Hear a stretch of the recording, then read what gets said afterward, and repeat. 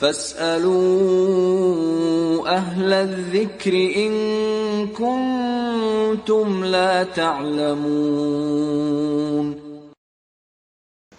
Bismillahirrahmanirrahim. Innal hamdalillah nahmaduhu wa nasta'inuhu wa nastaghfiruh wa na'udzu billahi min shururi anfusina wa min sayyiati a'malina. May yahdihillahu fala mudilla lahu wa may yudlil fala hadiya lahu. Asyhadu an la ilaha illallah wa asyhadu anna Muhammadan abduhu wa rasuluhu, amma ba'd. Baik, kita kembali melanjutkan pembahasan dari Kitabul Jami' dari Bulughul Maram. Baik, pada malam hari ini kita masuk ke hadis yang ke-10. Sifatu tasmitil atis wa jawabi. Bagaimana sifatnya mentasmid orang yang bersin dan bagaimana jawabannya. Baik, wa anhu Nabi sallallahu alaihi wasallam qala idza atasa ahadukum falyaqul alhamdulillah wa liyaqul lahu akhuhu yarhamukallah fa idza qala lahu yarhamukallah falyaqul yahdikumullahu wa yuslihu balakum. Akhrajahul Bukhari. Jadi hadis ini diriwayatkan oleh Imam Al-Bukhari dari Abu Hurairah radhiyallahu ta'ala anhu. Nabi sallallahu alaihi wasallam bersabda bahwa apabila salah seorang dari kalian bersin, maka hendaknya dia mengucapkan alhamdulillah, dan hendaknya saudaranya mengatakan kepadanya, kepada orang yang bersin, yarhamukallah, orang yang mendengarkannya. Fa idza qala lahu yarhamukallah, jika dia mengatakan kepada dirinya yarhamukallah, falyaqul, maka hendaknya engkau mengucapkan yahdikumullahu wa yuslihu balakum, semoga Allah memberikan petunjuk kepadamu dan memperbaiki keadaanmu. Baik, hadis ini adalah hadis yang sahih, hadis riwayat Bukhari. Ini pembahasan sisi yang pertama. Yang kedua yaitu tentang penjelasan dari lafaz hadis ini. Yang pertama adalah alhamdulillah. Segala puji lillahi, milik Allah Subhanahu wa ta'ala. Jadi ketika orang mengucapkan alhamdulillah, segala puji, segala bentuk pujian, berarti dia memuji kepada, atau dia mengetahui yang terpuji itu, dia mengetahui sifatnya dengan sifat yang sempurna, atau dia mengakui kepada yang terpuji dengan sifat yang sempurna disertai dengan kecintaan dan pengagungan.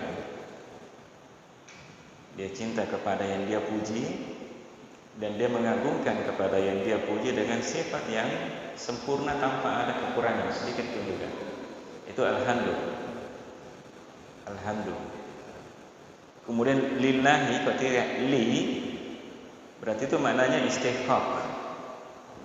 Artinya Allah Subhanahu wa ta'ala semata yang berhak untuk dipuji.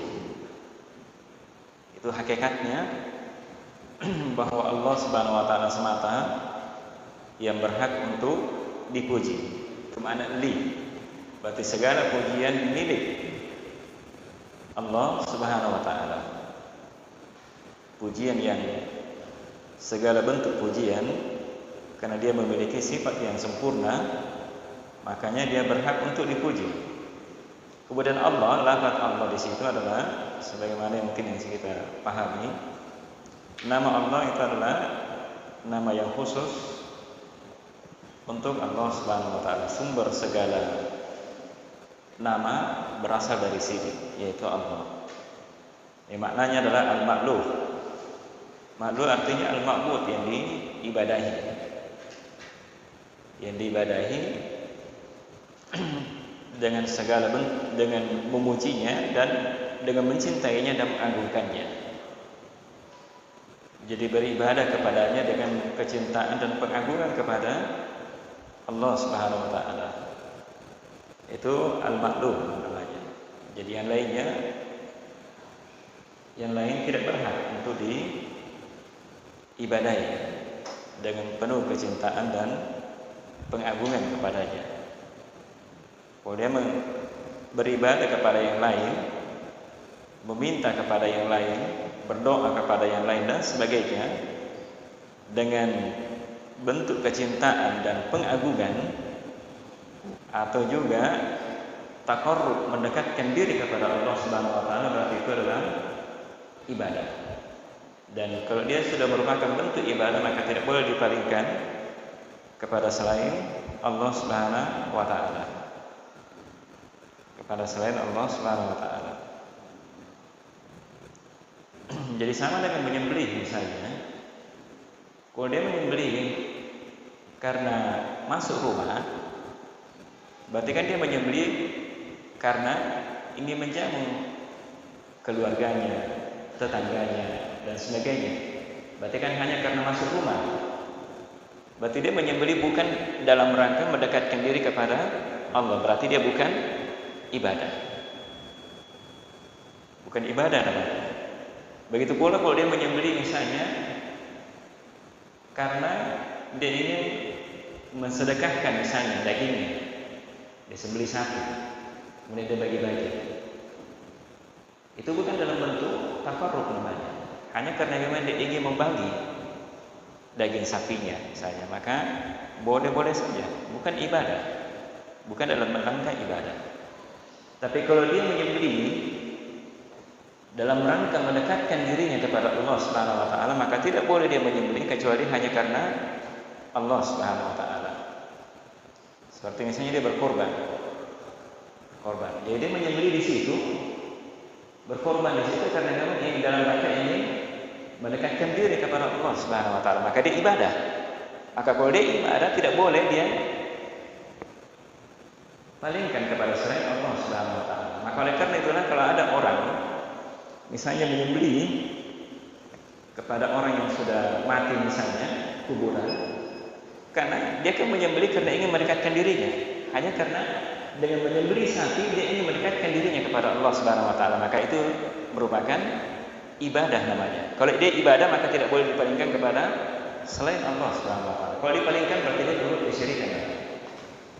Itu Allah ya. Allah itu sedikitnya penjelasan tentang itu. Allah itu maknanya adalah al-ma'luh, yang diibadahi dengan penuh kecintaan dan pengagungan dan mendekatkan diri kepada Allah Subhanahu wa taala. Mendekatkan diri kepada Allah Subhanahu wa taala. Sama di masa-masa kita sekarang. Jadi kalau misalnya ada yang mengadakan maulid misalnya, dia mendekatkan diri atau tidak? Dalam rangka dia mendekatkan diri kepada Allah Subhanahu wa taala, ya kan? Karena kan dia buat seperti itu, dia berharap bahwa itu bisa mendekatkan dirinya, bisa mendapatkan pahala di sisi Allah Subhanahu wa taala. Kan seperti itu, niatnya begitu. Kalau dia niat seperti itu, berarti itu adalah ibadah. Kalau dipalingkan kepada selain Allah Subhanahu wa taala, bisa jadi dalam bentuk kesyirikan. Baik. Kemudian berikutnya, lafaz berikutnya adalah akhuhu. Akhuhu. Jadi orang yang bersintahi, dia mengucapkan alhamdulillah. Maka Nabi katakan hendaknya saudaranya, akhuhu saudaranya, berkata kepada dia, kepada orang yang bersin. Jadi akhuhu di situ ini dari lafaz Bukhari Lafaz Bukhari ada yang mengatakan, lafaz Bukhari faliyakun lahu akhuhu aw sahibuhu. Hendaknya saudaranya berkata kepadanya atau temannya berkata kepadanya. Maka sahib atau al-ukhuwah di situ yang dimaksud dengannya adalah ukhuwatul Islam. Jadi saudaranya sesama muslim. Jadi saudara sesama muslim, orang muslim kalau dia mendengar saudaranya mengatakan alhamdulillah karena bersih, maka dia katakan yarhamukallah. Ini perintah Nabi sallallahu alaihi wasallam. Maka hendaknya saudara se-Islam. Saudara se-Islam. Menunjukkan bahwa kalau ada orang non-muslim berarti tidak diperintah karena bukan saudara seagama. Dia non-muslim berarti tidak masuk dalam perintah ini. Tidak masuk di dalam perintah ini. Baik, kemudian juga berikutnya adalah yarhamukallah. Yarhamukallah. Maka hendaknya orang yang mendengarnya dia katakan yarhamukallah. Jadi yarhamukallah itu adalah kalimat atau jumlah. Ada yang mengatakan jumlah khabariyah dan secara lafadznya jumlah khabariyah, tetapi maknanya adalah insya'iyah. Jadi maknanya begini.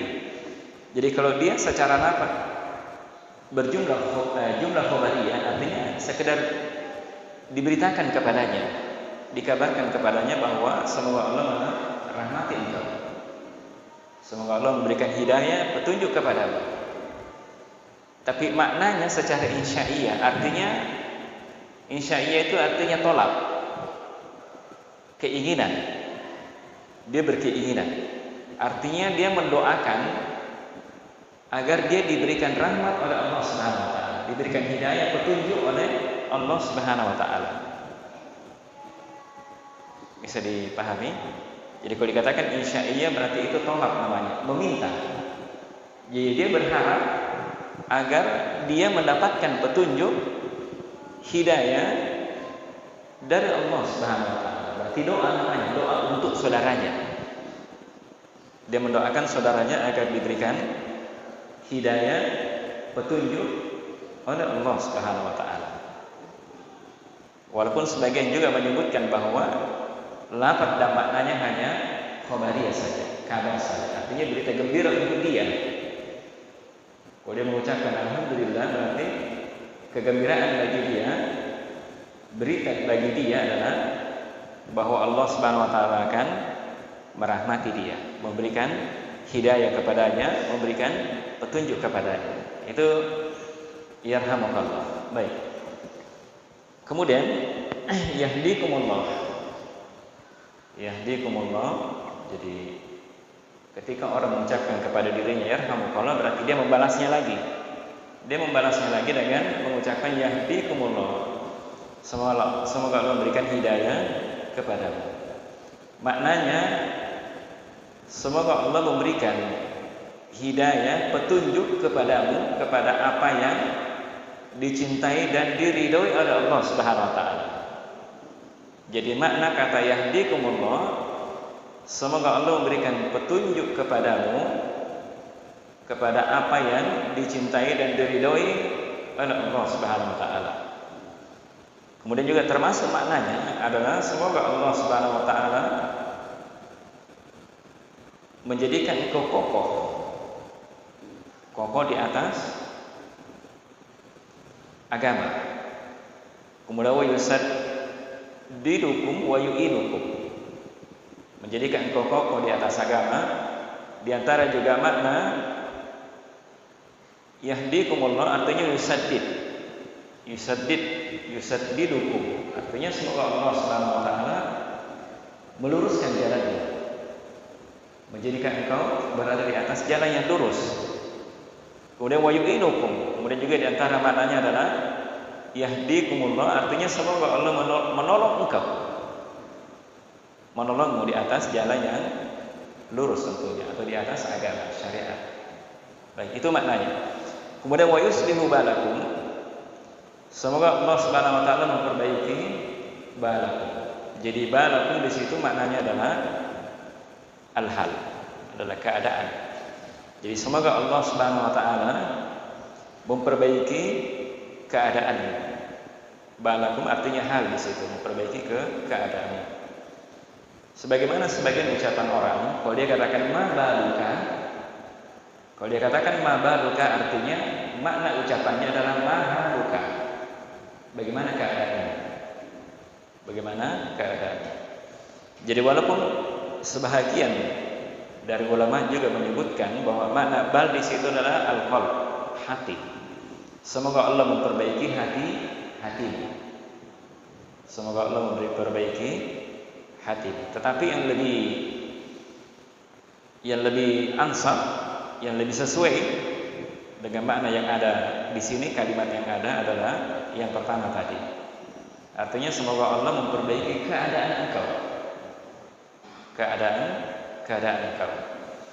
Kemudian ini juga disebutkan, dijelaskan oleh para ulama. Kalau ada orang bersin, dia katakan alhamdulillah. Kemudian orang yang mendengarnya mengatakan apa? Alhamdulillah. Kemudian yarhamukallah. Semoga Allah merahmati engkau. Ka di situ kanya yarhamuka itu domirnya adalah untuk kamu satu orang. Iya kan? Satu orang. Yarhamukallah. Semoga Allah merahmati engkau. Berarti kan domirnya ka di situ. Berarti kan kamu satu orang. Berarti kita hanya seakan-akan kita hanya mendoakan untuk dia satu orang, semoga Allah merahmati dia. Ya kan? Kalimatnya seperti itu. Nabi katakan, ucapkanlah, hendaknya dia katakan yarhamukallah. Tapi kemudian orang yang bersin tadi, kalau dia mendengar saudara mengatakan yarhamukallah, dia balas, kan dia membalasnya yahdikumullah. Semoga Allah memberikan hidayah kepada kalian. Di situ kan yahdikum bukan kaf di situ tapi kum. Berarti antum, kalian banyak. Bisa dipahami? Dia membalasnya dengan mengucapkan yahdikumullah. Semoga Allah memberikan hidayah petunjuk kepadamu. Kalian kum di situ banyak. Ya kan? Nah, di sini dijelaskan oleh para ulama bahwa yarhamukallah di situ didoakan karena yang bersin di situ adalah satu orang. Makanya diucapkan yarhamukallah, semoga Allah merahmati engkau. Tetapi dia, orang yang bersin mendoakan kepada dia, orang yang mengucapkan yarhamukallah yahdikumullah. Itu maknanya berarti dia mendoakan untuk, bukan hanya untuk orang yang mendoakan dirinya, tapi dia juga mendoakan untuk semua. Semoga semuanya kalian, bukan hanya orang yang mendoakan dirinya dan mengucapkan yarhamukallah, tetapi untuk semua. Semoga Allah memberikan hidayah kepada kalian semuanya. Semoga Allah Subhanahu wa taala memperbaiki keadaan kalian seluruhnya. Memperbaiki keadaan kalian seluruhnya. Artinya kalian seluruhnya kaum mukminin, kaum muslimin dan kaum mukminin. Kaum mukminin. Itu sisi yang kedua dari makna lafaz dari hadis. Baik, yang ketiga. Sisi yang ketiga bahwa hadis ini menunjukkan kepada kita bahwa orang yang bersih diperintah untuk memuji Allah Subhanahu wa taala setelah dia bersih. Setelah dia bersih. Kenapa? Ilahnya, alasannya. Kenapa harus memuji kepada Allah Subhanahu wa taala? Kenapa? Karena bersih itu adalah merupakan nikmat Allah Subhanahu wa taala. Nikmat Allah Subhanahu wa taala. Kenapa dikatakan nikmat? Kenapa? Karena keluarnya angin yang menyumbat atau yang tinggal tersumbat pada sebagian anggota badan. Pada sebagian anggota badan. Itu yang pertama. Itu nikmat. Kenapa? Karena sebagian udara yang tinggal di tubuh itu keluar. Jadi kalau dia tinggal mungkin akan membahayakan manusia. Itu nikmat yang pertama. Kemudian yang kedua, kenapa? Karena setelah dia bersih, anggota tubuhnya itu tetap di atas keadaan semula, atau bahkan mungkin bisa jadi lebih sehat, lebih semangat setelah dia bersih. Setelah dia bersih. Nah, ini dirasakan oleh orang yang bersin. Kalau dia setelah bersin, dia akan merasakan lebih ringan dan lebih semangat setelah dia bersih. Iya, setelah dia bersih. Makanya Ibnu Hubairah dia mengatakan idza atasal insanu istadalla bidzalika ala sihhati badanihi wa jawdati hatmihi wa istiqamati quwwatihi. Ibnu Hubairah mengatakan apabila seseorang itu bersih, maka itu menunjukkan sehatnya badannya. Jadi kalau dia bersih berarti dia akan sehat. Makanya harus dipuji Allah Subhanahu wa taala di situ. Dia sehat, menunjukkan sehatnya badannya. Kemudian yang kedua, kalau dia bersih, maka dia akan pencernaan dia akan lancar. Akan lancar. Kemudian istiqomah quwwatihi, akan tetap kuat dia kalau dia bersih. Kalau dia bersih. Maka oleh karena itulah Ibnu Hubairah mengatakan sepantasnya bagi dia memuji kepada Allah Subhanahu wa taala. Makanya Rasulullah SAW ketika orang bersin dia perintah untuk memuji Allah Subhanahu wa taala. Memuji Allah Subhanahu wa taala. Bisa dipahami? Itu hikmah ya, kenapa kita diperintah untuk memuji kepada Allah Subhanahu wa taala. Itu alasannya. Kemudian juga telah disebutkan juga bahwa Allah Subhanahu wa taala itu cinta orang yang bersih. Makanya dalam hadis riwayat Abu Hurairah radhiyallahu taala anhu, hadis riwayat Imam Al-Bukhari juga dari Abu Hurairah. Nabi sallallahu alaihi wasallam qala innallaha yuhibbul atas wa yakrahu tasa'ub. Sesungguhnya Allah Subhanahu wa taala cinta orang yang bersih.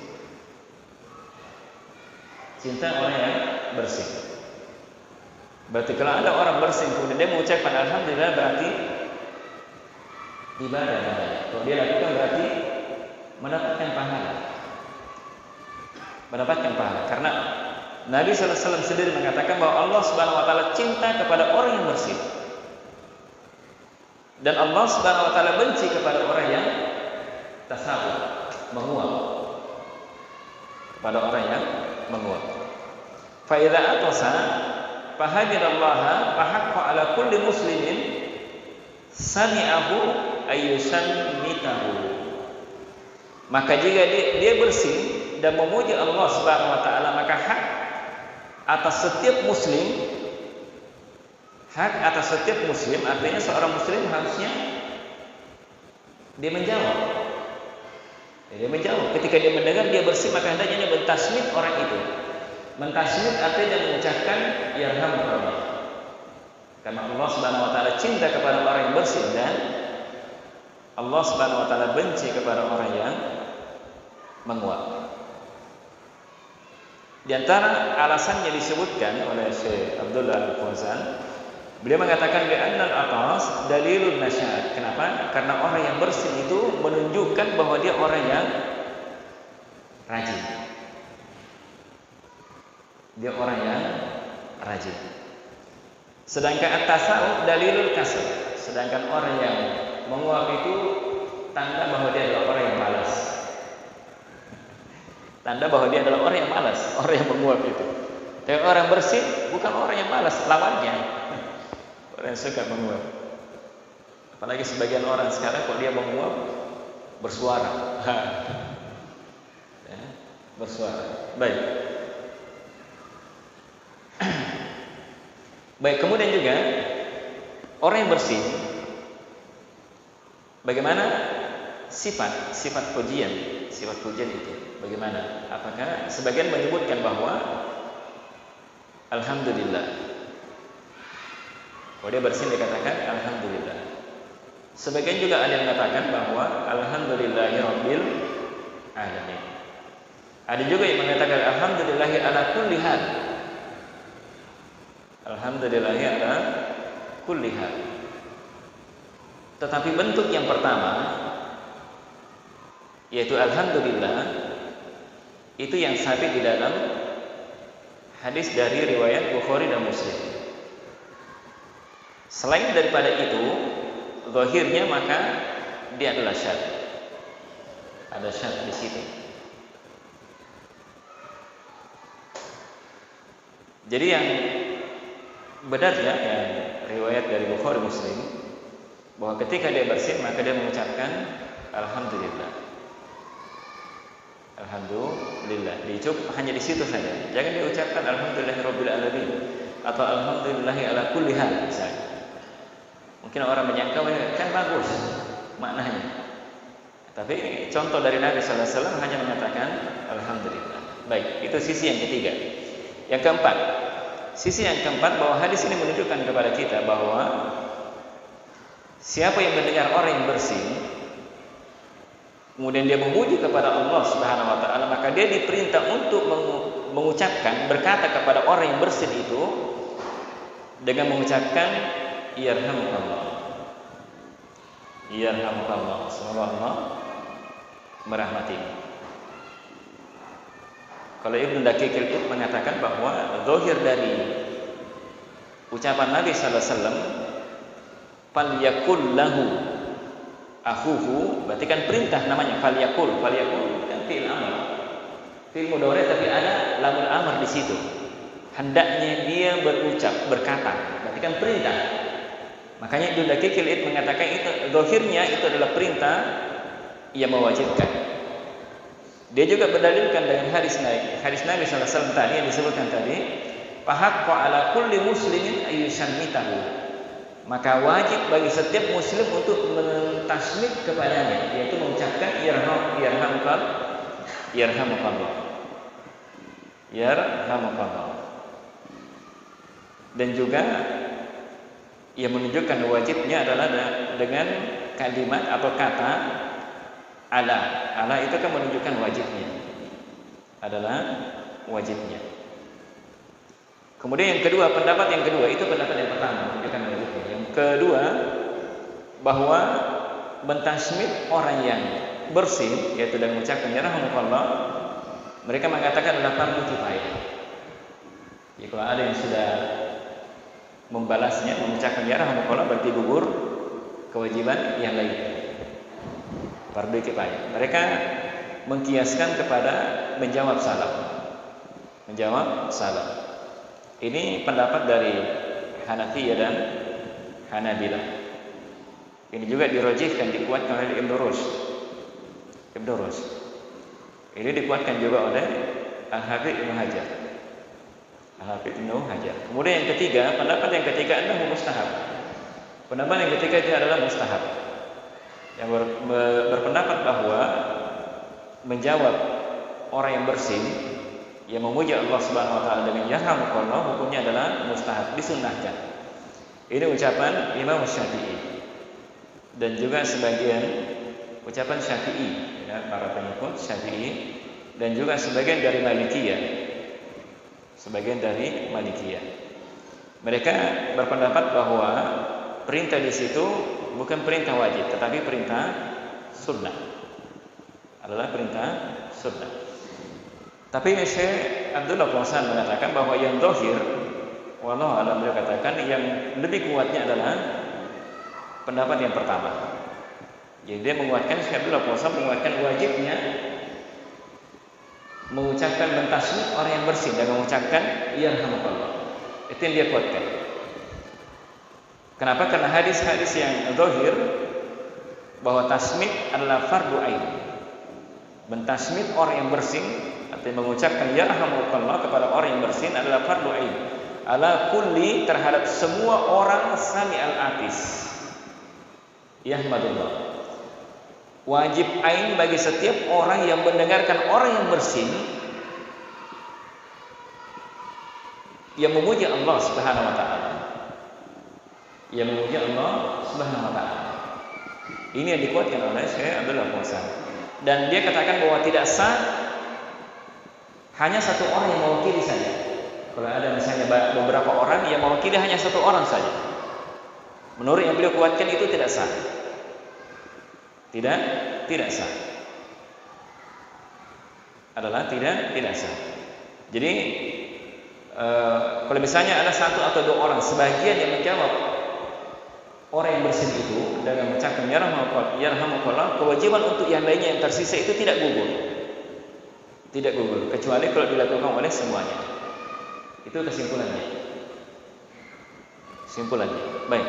Kemudian sisi yang kelima dari hadis ini, bahwa hadis ini menunjukkan kepada kita bahwa sepantasnya bagi orang yang bersin itu ayyukati man da'a lahu birrahmah, ayyada'u lahu bil hidayah wal islahil bal. Sepantasnya bagi orang yang bersin, kan ketika dia bersin tadi dia mengucapkan alhamdulillah. Orang yang mendengarnya mengatakan yarhamukallah, berarti kan dia didoakan. Orang yang bersin ini, maka sepantasnya bagi orang yang bersin juga mendoakan atau membalas bagi orang yang mendoakan dirinya dengan mendoakan kepadanya agar diberikan hidayah dan diperbaiki keadaannya. Itulah tadi ucapannya. Maka hendaknya orang yang bersih itu mengucapkan yahdikumullahu wa yuslihu balakum. Itu sepantasnya seperti itu. Jadi jangan dia didoakan kebaikan untuknya, dia tidak balas. Harusnya kan dia balas. Yahdikumullahu wa yuslihu balakum. Itu pantasnya seperti itu. Baik, itu sisi yang kelima. Sisi yang keenam, bahwa zahir dari hadis ini bahwa tasmidnya orang yang mentasmid orang yang bersin itu disyariatkan. Mentasmid orang yang bersin artinya mengucapkan yarhamukallah kepadanya. Zahir dari hadis ini adalah disyariatkan ketika orang yang bersin itu mengucapkan alhamdulillah. Ketika dia mengucapkan alhamdulillah. Kenapa? Karena telah datang dengan jelas dalam hadis Anas bin Malik. Dalam hadis Anas bin Malik juga hadis riwayat Bukhari Muslim. Dia berkata bahwa apa sarajulani inda Nabi sallallahu alaihi wasallam. Fashammata ahaduhuma wa lam yusammit al-akhar. Dari Anas dia bercerita bahwa ada dua orang di sisi Nabi sallallahu alaihi wasallam bersih. Dua-duanya bersih. Satu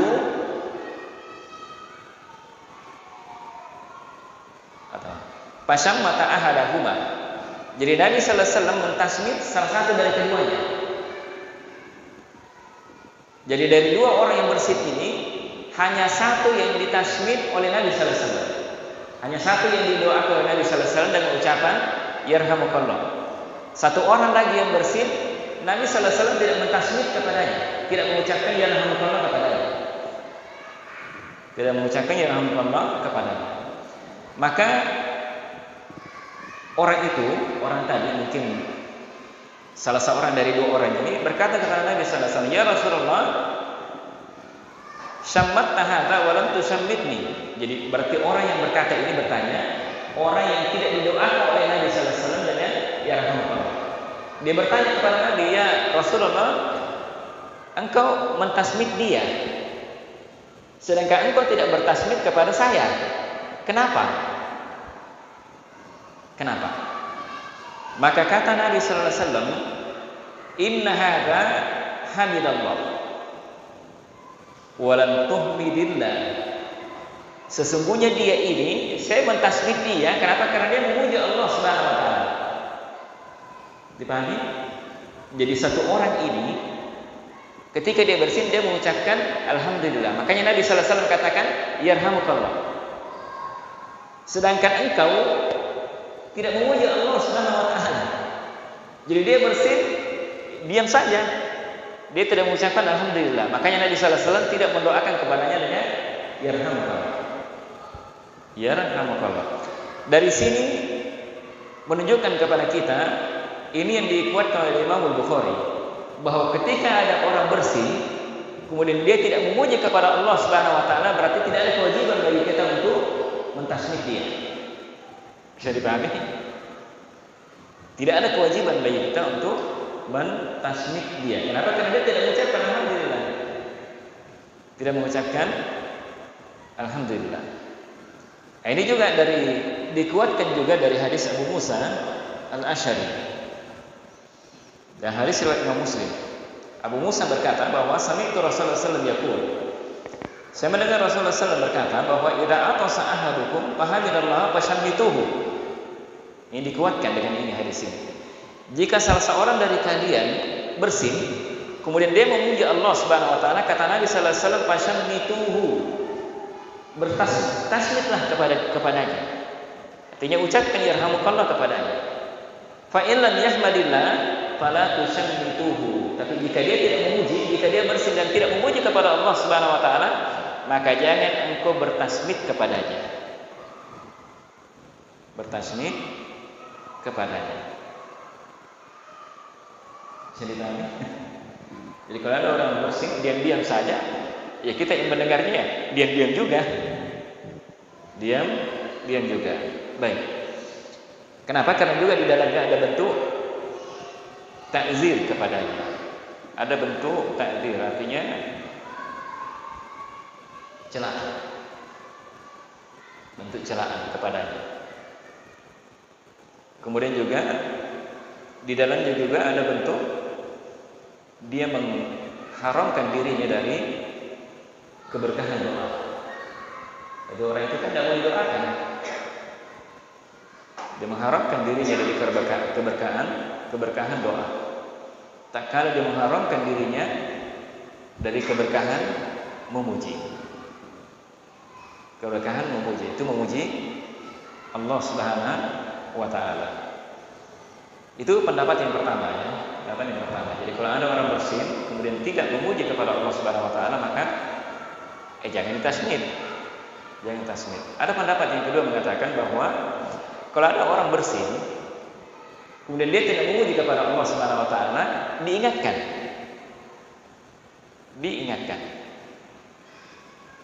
kepadanya sebagai bentuk nasihat dan amar ma'ruf nahi munkar, atau juga bentuk ta'awun 'alal birri wat taqwa.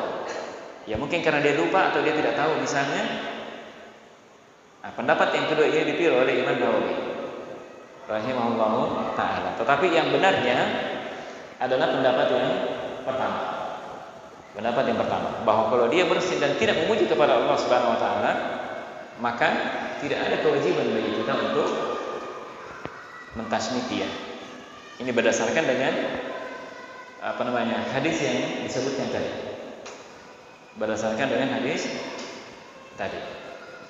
Hanya saja ada disebutkan juga seandainya misalnya dia bersin, dia tidak mengucapkan alhamdulillah. Seandainya orang yang mendengarnya, orang yang melihatnya misalnya, dia mengabarkan kepadanya setelah ini, jadi setelah itu,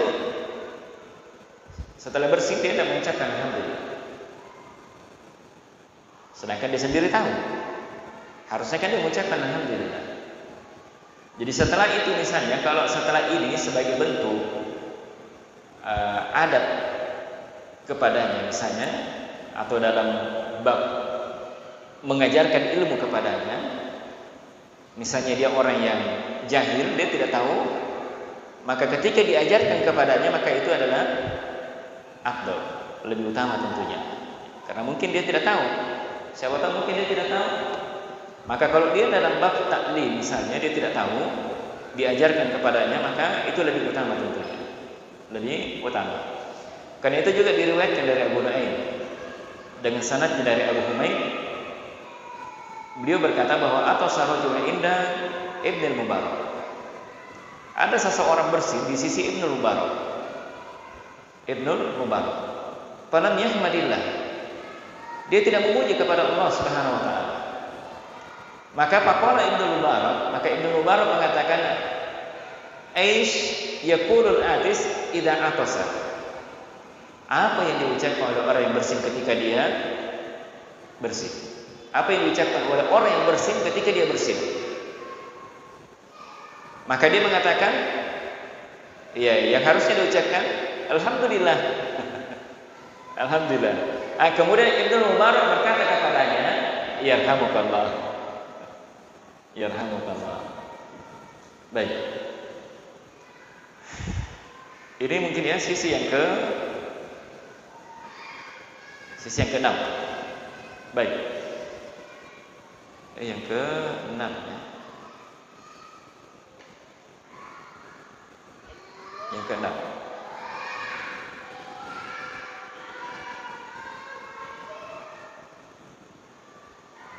Baik, berikutnya. Yang ke-7, sisi yang ke-7 dari hadis ini. Sebagian ulama mengambil pendalilan menunjukkan dari ucapan Nabi sallallahu alaihi wasallam, "Falyakul akhuhu yarhamukallah." Maka hendaknya saudaranya mengucapkan yarhamukallah. Falyakul akhuhu, hendaknya saudaranya mengucapkan yarhamukallah.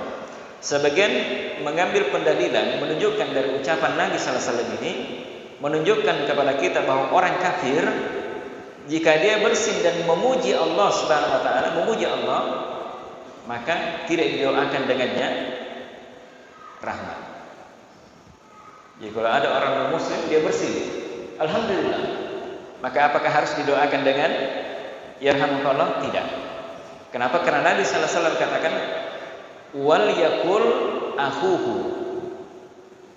Jadi orang yang mengucapkan hendaknya saudaranya, artinya saudara seagama. Saudara seagama yang mengucapkan, dia membalasnya dengan yarhamukallah. Jadi kalau dia orang non muslim, dia bersih dan mengucapkan alhamdulillah, ya tidak usah dijawab, biarkan saja, tidak didoakan. Tetapi apa yang harusnya diucapkan? Apa yang harus diucapkan? Jangan didoakan dengan rahmat, yarhamukallah. Tetapi hendaknya diucapkan bahwa yahdikumullahu wa yuslihu balakum. Semoga Allah Subhanahu wa taala memberikan hidayah kepadamu supaya diberikan hidayah masuk Islam. Semoga Allah diberikan hidayah kepadamu masuk Islam dan memperbaiki keadaanmu. Ini yang harus diucapkan. Ketika ada orang non-muslim bersin mengucapkan alhamdulillah, jangan didoakan dengan yarhamukallah, tapi hendaknya didoakan dengan yahdikumullahu wa yuslihu balakum. Semoga Allah berikan hidayah kepadamu supaya masuk Islam, beriman kepada Allah dan Rasulnya. Wa yuslihu balakum, dan memperbaiki keadaan kalian. Kenapa? Karena itu telah datang dari hadis Abu Musa. Hadis Musa riwayat Bukhari. Datang dari riwayat Abu Musa. Beliau berkata, "Kana al-yahudu yata'atasuna inda Nabi sallallahu alaihi wasallam, yarjuna ayyaqulu lahum yarhamukumullah." Abu Musa berkata bahwa ada orang Yahudi di sisi Nabi sallallahu alaihi wasallam, yata'atasuna, mereka.